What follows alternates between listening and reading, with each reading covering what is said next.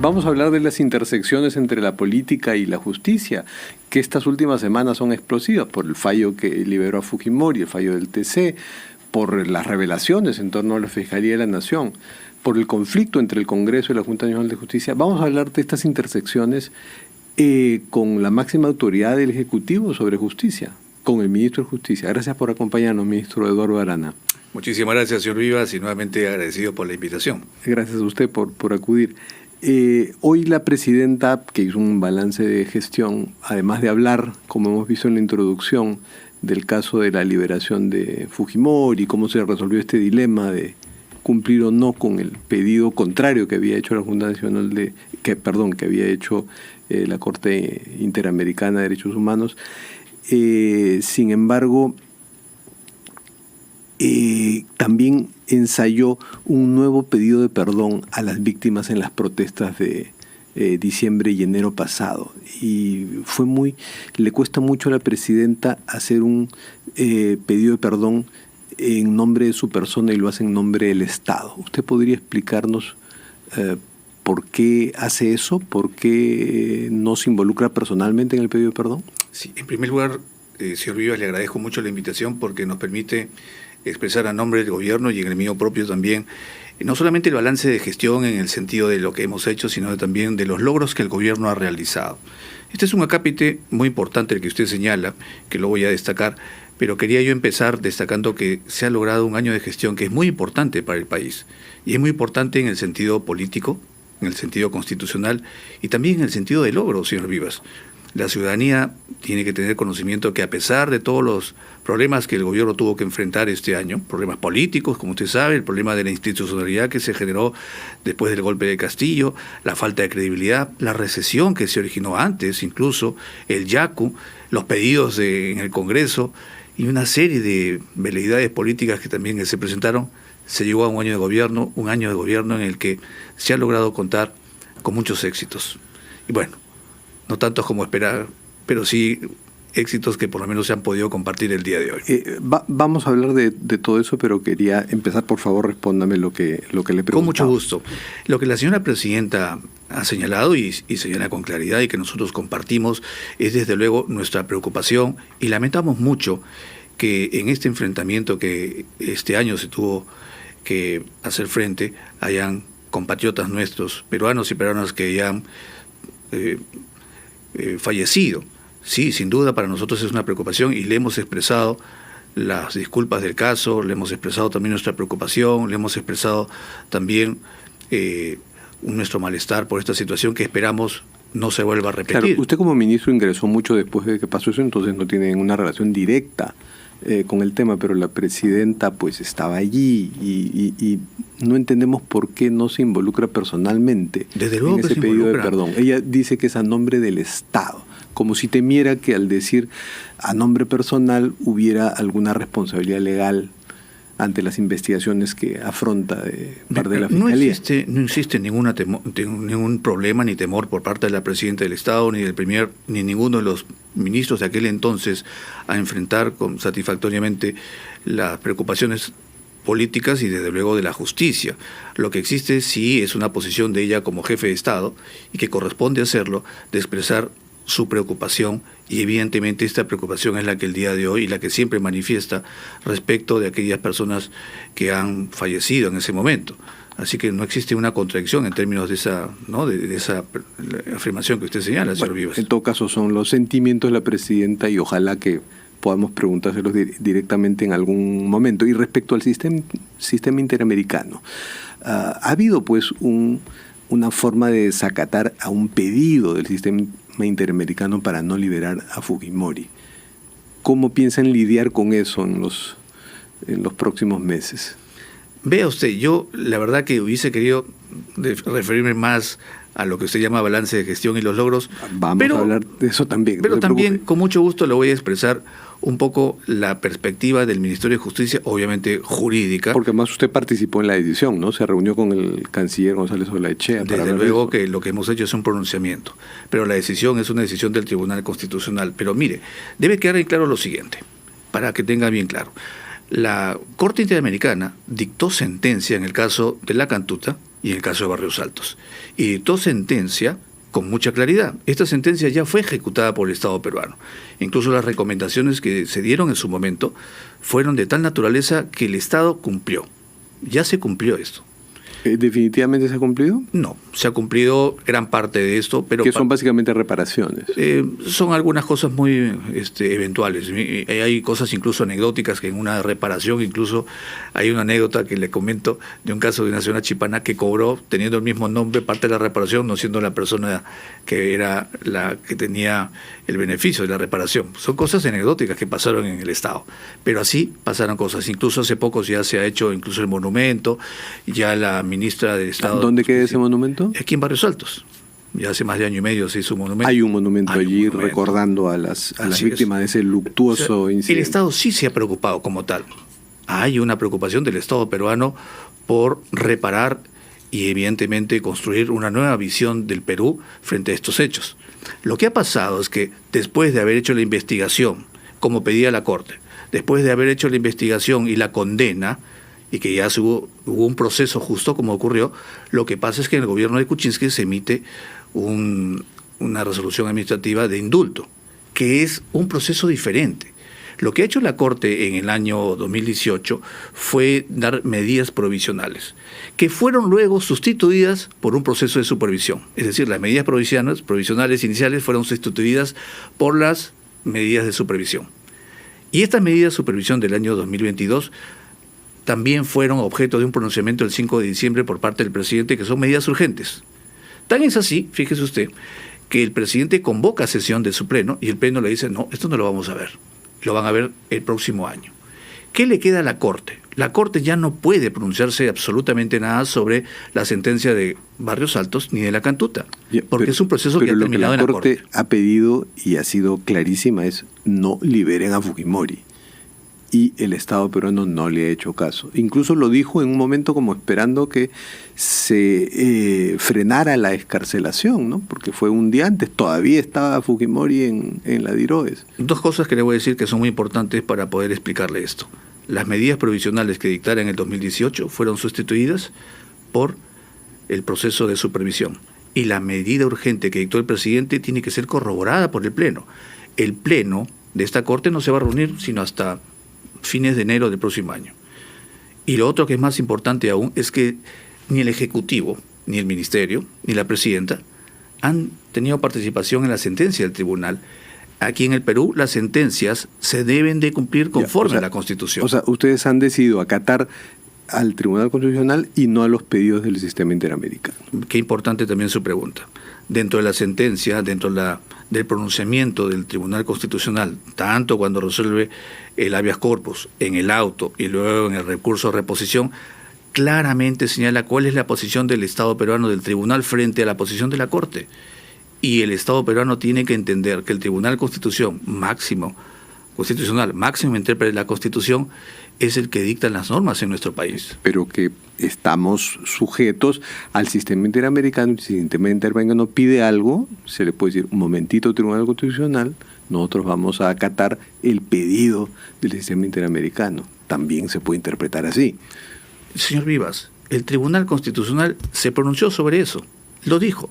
Dijo, respecto de esto... Acatan lo que el Tribunal Constitucional dice respecto de la Corte, a no cumplir lo que diga el sistema interamericano. Interpretó, y lo que hace el Ejecutivo en todo caso, se lo preguntó de interpretación. Más proactivamente. Claro. ¿Evaluaron en ese momento tener una solución distinta? Decir, no, mejor acatamos lo que pide el sistema interamericano y hablamos de la posibilidad de un nuevo indulto. Sugerimos al señor Fujimori o a su familia que tramite un nuevo indulto. No hubo ese escenario. ¿No evaluaron ese escenario? No hubiera sido nada descabellado. No. Tal vez hubiera ayudado más a una reconciliación. No lo pensamos en ese momento porque no teníamos que pensar. Teníamos una disposición, un mandato del Tribunal Constitucional que se debía cumplir y que en efecto se cumplió. Sí. Ahora, antes de entrar a su... yo sé que usted viene con todo derecho a hablar de su gestión, de la gestión de su sector, que es un sector importante, pero una pregunta, porque es una curiosidad de periodista. Hoy día, en la abundante información que hay sobre el operativo del EFICOP, el equipo especial de fiscales contra la corrupción del poder, entre toda la avalancha de información que ha salido, aparece usted mencionado, no de una forma incriminatoria, pero mencionado como que fue quien le presentó al abogado José Luis Jaullón a la fiscal Patricia Benavides hace mucho tiempo. ¿Usted recuerda esto? Es ahora, emprendedor. Con los préstamos con garantía hipotecaria de Rebaja Tus Cuentas. Consigue el éxito en esta campaña navideña. Asegura tus ventas. Yo no descarto, no recuerdo, estamos hablando de la época del 2000, 2001 tal vez, en la época que estaba en el Consejo de la Magistratura, y mi círculo académico era permanentemente de relaciones con las instituciones, y también el círculo de relaciones con los docentes y los fiscales era muy frecuente. No lo descarto, no recuerdo efectivamente ese episodio, pero es muy probable que se haya dado. Pero yo sí conoce bien a ambas personas, a Jaullón y a Benavides. Las conozco desde esa época, y desde esa época también las dejé de ver. Ya no los veo hace más de 15 años. En esa época Benavides ya era fiscal y Jaullón ya era pues un abogado conocido. Así es. Y no los ha tratado después, no. Desde entonces. Desde esa época no recuerdo haberle... Y conociendo a Benavides, ¿alguna reflexión sobre lo que ha pasado con ella y desde su cartera alguna sugerencia para una reforma del Ministerio Público? Vea usted, respecto del Ministerio Público, del Poder Judicial y del sistema de justicia, nosotros hemos desarrollado una política muy incisiva. Le comento, justamente le iba a decir parte de mi y la adelanto. Y ahora sí estamos entrando en su gestión. Muchísimas gracias, señor Vivas. Vea, nosotros desde el Ejecutivo tenemos muy claro que la coordinación de las instituciones es vital para diseñar políticas criminales, políticas judiciales, políticas de justicia. Es sumamente importante. El propio Ejecutivo, por ejemplo, ya ha desarrollado este año 2 eventos muy grandes, que son el CONASEC, que es el Consejo Nacional de Seguridad Ciudadana, y desde mi despacho, después de 2 años, fíjese lo que ha pasado. ¿Qué hemos hecho? Hace una semana, hemos reunido al representante, un vocal supremo del Poder Judicial, un representante del actual fiscal de la Nación, representante de todas las entidades del Ministerio del Interior, del Defensor del Pueblo, han estado en lo que nosotros llamamos el Consejo Nacional de Política Criminal para tomar el toro por las astas. Lo que estamos haciendo es analizar el problema de la criminalidad que hay en nuestro país. Y hemos tomado acuerdos muy importantes. Eso es muy importante en un país. ¿Y ese CONASEC quién lo dirige? El CONASEC es el que lo dirige el premier y que está la presidenta, que lo hemos tenido hace poco, y en el otro lo dirige yo. Es dirigido por mi despacho. Y fíjese, también hemos hecho las reuniones, y yo le comentaba la vez pasada que vine, personalmente me he reunido con todos los titulares del sistema de justicia, con el presidente del Tribunal Constitucional, con el presidente del Poder Judicial, con el Defensor del Pueblo, con la presidenta de la Academia de la Magistratura, para proponerles una reunión para activar el Consejo de Reforma del Sistema de Justicia, que es un consejo muy importante porque hablamos en términos graves, en términos amplios, sobre cómo debemos mirar la justicia en nuestro país a la fecha, pero también a futuro. Por ejemplo, con lo que está pasando en el Ministerio Público, que por suerte como que hay fuerzas institucionales que lo están regenerando, ¿no? Tras la caída de Patricia Benavides, pero ¿usted haría alguna sugerencia allí sobre tal vez ampliar la cantidad de fiscales supremos para que haya más gente como en el Poder Judicial, que el pleno de los jueces supremos es mucho mayor que el de la Junta de Fiscales, ¿no? ¿Podría ir por ahí una reforma del Ministerio Público? En principio, fíjese, las instituciones tienen que observar el cambio de las realidades en general. Ya lo ha dicho el presidente del Poder Judicial y también lo acaba de mencionar el propio fiscal supremo encargado. Él ha pedido incluso reforma. Compartimos con él la necesidad y la visión que él tiene de que hayan cambios institucionales, porque sí, las instituciones tienen que adecuarse a la realidad. Cuando el modelo no funciona, cuando los modelos procesales no funcionan, pues hay que mejorarlos. Y en esa idea sí comparto la visión que tienen los titulares de ambos sectores y nosotros los estamos apoyando. Fíjese, ¿cómo los apoyamos? Los apoyamos con marco normativo, con políticas, pero también los apoyamos desde un programa que se llama el eje penal y el eje no penal, tanto a la Junta Nacional de Justicia, al Poder Judicial y al Ministerio Público. Ellos reciben fondos tanto de bancos el Banco Mundial y de otra institución por el cual se le dan atención a sus problemas vitales dentro de esa institución. Nosotros colaboramos con ellos. nos exponen sus problemas y nosotros le damos el financiamiento que corresponda a través de 2 líneas multilaterales internacionales. ¿Cómo trabajamos? Trabajamos diseñando políticas. ¿Cómo trabajamos? Estableciendo normas. Vamos juntos, preparamos normas. Es decir, coincidimos ideológica y doctrinalmente. Pero por favor, respóndame si es que hay alguna sugerencia respecto a una reforma en el Ministerio Público. Sí, le acabo de decir que sí, desde luego que sí. Solo que las sugerencias no son individuales, las sugerencias son consensuadas e institucionales. Pero una, por ejemplo, para ampliar la base de los que toman las decisiones básicas en el Ministerio Público, que es la Junta de Fiscales Supremos, son muy pocos. Claro, lo que pasa es que no se olvide que como son instituciones autónomas y son instituciones constitucionalmente independientes, parecería de mal gusto que ahora yo les diga lo que tiene que hacer. No, claro, o sea, no estamos provocando una interferencia, nada de eso, pero es así como muchas veces el Ejecutivo ha hecho sugerencias de reforma política para que las asuma el Congreso, ¿no? Sí, desde luego, el Ministerio habla a través de sus propuestas y a través de sus propuestas legislativas. Nosotros no emitimos opinión para que un funcionario determinado cual... Pero sí emitió opinión ayer la presidenta sobre el lío estelar entre la Junta Nacional de Justicia y el Congreso, ¿no? Claro, lo hizo cuando ya el Congreso está un poquito desmovilizado, ¿no?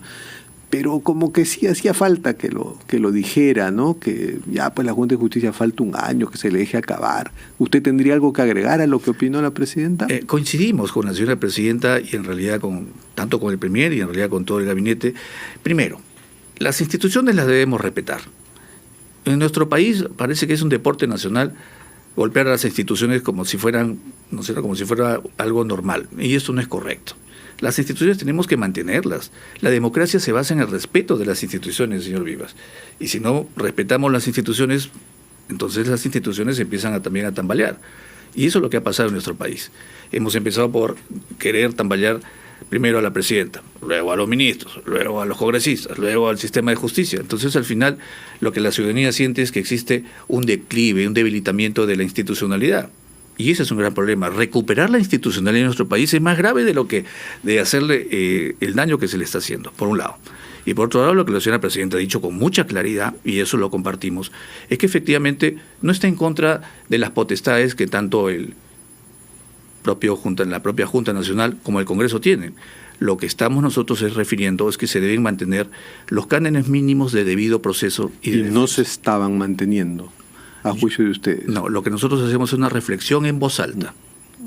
O sea, si se hubiera dado esa reunión que se postergó el viernes, a ustedes les hubiera parecido mal. Lo que le digo yo, señor Vivas, y que quede claro, nosotros no vamos a interferir en las decisiones que adopte la Junta Nacional, no vamos a decir si está bien o mal. Pero por lo menos opinar. Pero por lo menos opinar. No, lo que le digo es cuando la posición del gobierno tiene que ser una posición, como he expresado con claridad. Para terminar, ministro, con algunos aspectos puntuales de su, sí, claro, de su gestión y de su sector, ¿no? Veo acá, en un resumen de su gestión en cifras, que hay 13.000 procesos conciliatorios. Y se me hace preguntar que la conciliación es algo que se ha perseguido hace muchos años y que podría aligerar la carga procesal. ¿Por qué no se ha avanzado más en eso?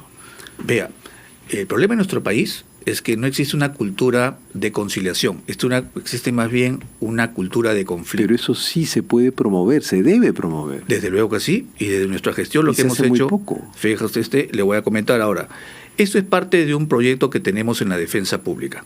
La defensa pública tiene a su vez la defensa propiamente dicho, el área de conciliación y el arbitraje. Le voy a comentar solo en este punto, sí, por favor, solo en este punto, porque tenemos varios que comentarles primero desde el gobierno, luego del sector. Pero en este punto, para que tenga usted idea, hace unos días hemos pasado 1.000.000 de atenciones nacionales, 1.000.000 de atenciones nacionales a ciudadanos del país. Hemos desarrollado un programa muy importante que ya existía obviamente, que se llama El Alegra, pero en mi gestión hemos instalado 3 megalegras interculturales, en Ucayali, en idioma chipibo-conibo, y en Abancay, en Cusco, en quechua. Es decir, más o menos 500.000 personas quechohablantes y chipibo-conibos van a verse beneficiados con ese trabajo. Y hemos incorporado también a la SUNAR. Ahora la SUNAR también tiene una agencia que son los registros públicos. Que son los registros públicos que va a recibir y va a atender en quechua. ¿Se imagina usted que ahora la ciudadanía sabe que el Estado se preocupa no solamente de ellos, sino también en su idioma. Ese por un lado. Por otro lado, a nivel de conciliación, sí nos hemos preocupado de que efectivamente no haya tenido el efecto deseado de la conciliación. Estoy preparando justamente un proyecto de norma para que esto se difunda. Sí, eso sería muy bueno. Y el arbitraje, que también lo vamos a hacer a nivel nacional. Le comento también, es un programa que el año no nos queda, pero el próximo año le aseguro, y voy a ser el primero en mencionárselo, cuando tengamos ya este programa a nivel nacional. Bueno, muchas gracias, ministro. Terminamos con nuestra secuencia de las cartas sobre la mesa. Muchas gracias. Puede, por favor, escoger una carta y leerla. A ver. Dice, alma de cuerpo sucio no muere, como dice José María Arguedas. Y es nosotros a quienes debemos combatir es aquellos que no piensan en el país. Debemos más bien buscar a aquellas personas, hombres y mujeres de buena fe, que quieran contribuir con la paz y con el desarrollo. Le salió un pensamiento de Arguedas. Muchas gracias, a usted, señor ministro Arana. Y regresamos.